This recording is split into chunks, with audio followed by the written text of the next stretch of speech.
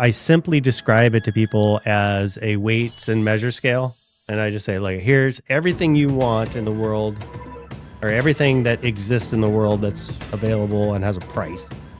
And then here's all the money. And they're at an equilibrium.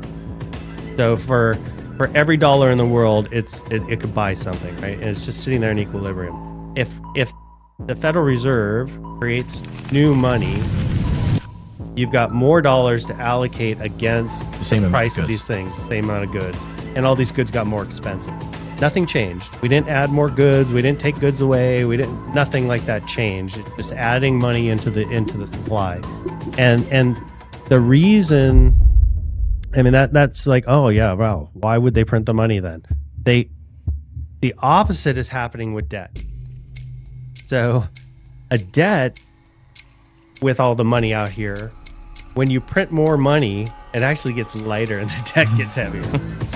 Inflates the debt away. Right. So what ends up happening with debt is like that's this fixed amount of dollars that you owe somebody or some entity.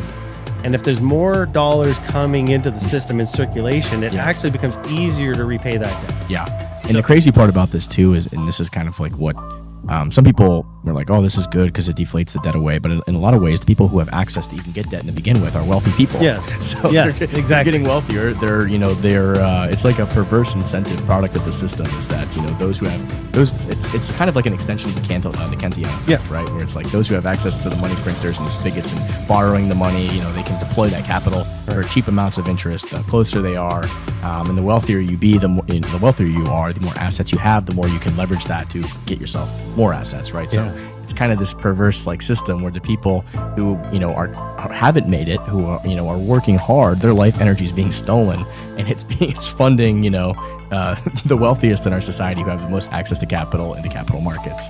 Yeah, and this is why, from a macro perspective, Bitcoin is so important to have in every portfolio. Is so important for everybody to understand, and the reason why we become these water cooler preachers, right? Yeah, man, trust me, I hear you. This is like, I think, the most important message of our lifetimes. I mean, that's how I feel.